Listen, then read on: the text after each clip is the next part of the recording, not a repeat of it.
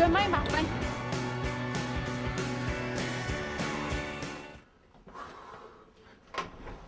Salut les filles. Salut Mathieu. Puis en forme pour le triathlon?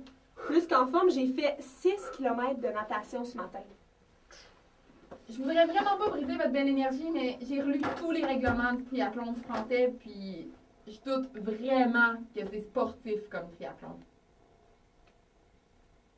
C'est pas grave. De toute façon, notre dossier est presque prêt. Il nous reste juste à leur dire pourquoi ils devraient nous choisir. Je sais ce qu'on pourrait leur dire. Voici un autre spécimen rare vivant en captivité.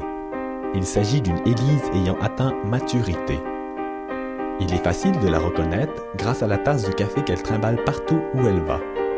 Elle se distingue des autres espèces par sa joie de vivre, son rire unique et ses écouteurs qu'elle porte en permanence sur la tête.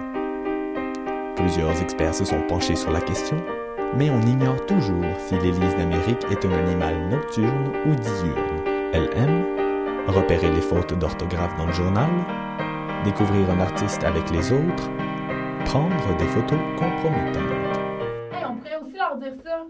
Le Mathieu Simard symbolise le style et l'élégance dans la mythologie chinoise. Il s'agirait d'une espèce rarissime de par le magnétisme qu'il dégage auprès des filles. Son habitat ressemble le plus souvent à une succession de grottes aux murs de briques reliées par des galeries souterraines. En s'y promenant, le Mathieu se plaît à s'imaginer sur Broadway.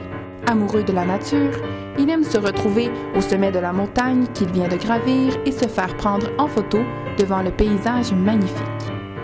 Ex-mannequin suédois, Mathieu aime se déguiser et même porter la moustache. Il aime regarder des vidéos sur Internet, regarder le téléjournal, enregistrer sa voix en studio et s'écouter ensuite. On pourrait aussi leur dire que... Lève Lévesque est une espèce journalistique très rare.